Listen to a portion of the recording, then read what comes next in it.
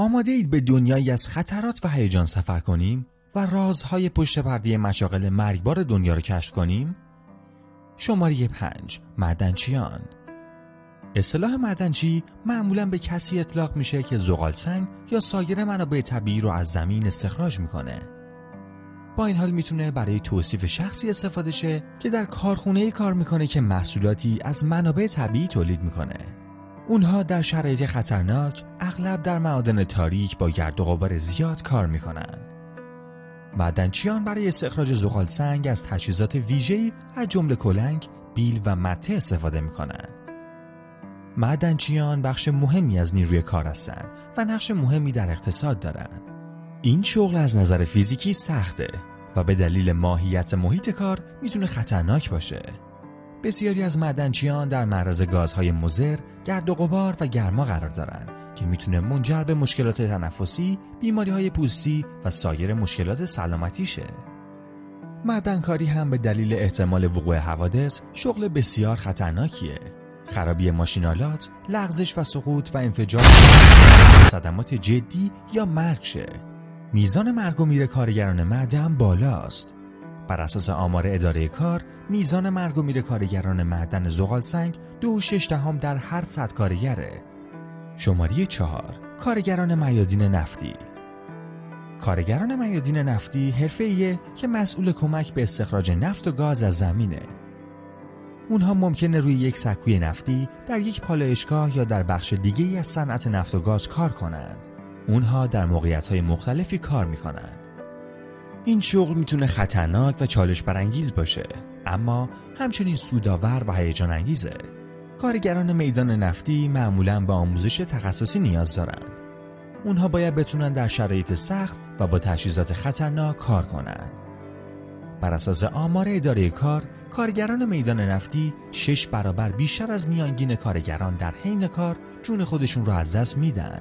دلایل زیادی برای میزان بالای مرگ و میر وجود داره. اول، کارگران میدان نفتی اغلب در شرایط خطرناک کار میکنن، مانند در مجاورت مواد قابل اشتعال یا در شرایط آب و هوایی شدید. ثانیاً، بسیاری از کارگران میدان نفتی برای انجام ایمن وظایف خودشون به درستی آموزش ندیدن. شماره 3. آتش نشانی. آتش نشانان افرادی هستند که جون خودشون رو به خطر میندازن تا دیگران رو از آتش نجات بدن. اونها اغلب برای انجام کارهای خطرناک مانند ورود به ساختمان‌های در حال سوختن فراخوانده میشن. اونها همچنین به تماس‌های فوریت‌های پزشکی و حوادث رانندگی پاسخ میدن. آتش نشانان به منظور آمادگی برای هر شرایطی آموزش‌های گسترده‌ای رو میگذرونن. اونها به صورت تیمی کار میکنن تا در صورت نیاز بتونن به یکدیگه کمک کنن. آتش نشانی شغل خطرناکیه. به گفته انجمن ملی حفاظت از آتش، احتمال مرگ آتش نشانان در حین انجام وظیفه در اثر حملات قلبی بیشتر از سوختگی یا استنشاق دوده.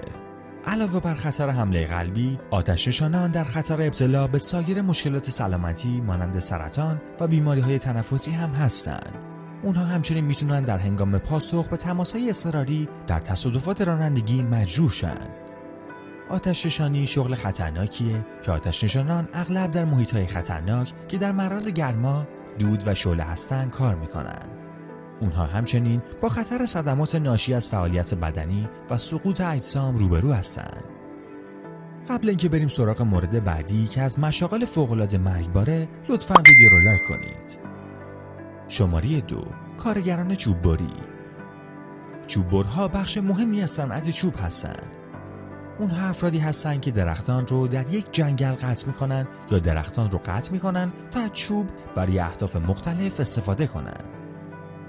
انواع مختلفی از چوبگیرها از جمله فلر، پاکر و چیپر وجود داره. چوببرها از ابزارهای مختلفی برای قطع درختان استفاده میکنن، از جمله اره‌های برقی، تبر و اسکیدر. اونها در انواع شرایط آب و هوایی کار میکنن و باید بتونن ایمن و کارآمد کار کنن. بسیاری از کارگران چوببری از تجهیزات سنگین برای حمل درختان و تهیه کنده‌ها برای حمل و نقل به کارخانه‌های الوار یا مقاصد دیگه استفاده میکنن. چوببری شغل خطرناکیه که هر ساله صدمات و تلفات جانی در صنعت چوب رخ میده. کارگران اغلب مجبور به حمل کنده‌های سنگین و کار با تجهیزات سنگین هستند. این میتونه منجر به آسیب‌هایی مثل آسیب کمر شه. جراحات و مرگ و میر در میان چوب بران رایجه، چرا که اونها دائما در معرض شرایط کاری خطرناک هستن. نرخ مرگ و میر برای چوب بران 164 در هر 100,000 کارگر بوده. شماره 1. ماهیگیری در دریای عمیق. ماهیگیری در اعماق دریا نوعی ماهیگیریه که در اعماق دریا انجام میشه. ماهیگیران از تکنیک‌های مختلفی برای صید ماهی در اعماق دریا استفاده میکنن، از جمله ماهیگیری از کف. برخی از انواع ماهی‌هایی که میشه در اعماق دریا صید کرد عبارتند از ماهی تن، مارلین، ماهی کاد و هالیوود. ماهیگیران اعماق دریا کسانی هستند که در اعماق اقیانوس ماهی میگیرن. این نوع ماهیگیری در مناطقی که عمق اونها بیش از 180 متر انجام میشه. ماهیگیری در اعماق دریا یک حرفه خطرناکه و ماهی‌هایی که صید میشن اغلب ماهی‌هایی هستن که در سایر نقاط اقیانوس یافت نمیشن. ماهیگیران اغلب از قایق‌های بزرگ و تخصصی به نام قایق‌های ماهیگیری در اعماق دریا استفاده میکنن. این قایق‌ها به ماهیگیران این امکان رو میده که در جستجوی انواع ماهی‌ها به اعماق زیاد سفر کنن. برخی از ماهیگیران اعماق دریا ماهی‌های شکارچی مانند ماهی تن و اره ماهی رو هدف قرار میدن، در حالی که برخی دیگه به دنبال ماهی‌های کوچکتر مانند هیک و کات هستن. ماهیگیری به دلیل خطرات زیادی که به همراه داره شغل بسیار خطرناکیه. یکی از خطرناکترین خطرات برای ماهیگیران سقوط در دریاست.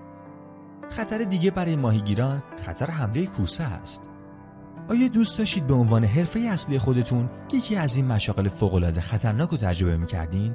زیر همین ویدیو کامنت کنید و منو حتما سابسکرایب کنید. ویدیو بعدی من در مورد ترسناکترین پل‌های جهانه که پیشنهاد می‌کنم اون ویدیو رو از دست ندین.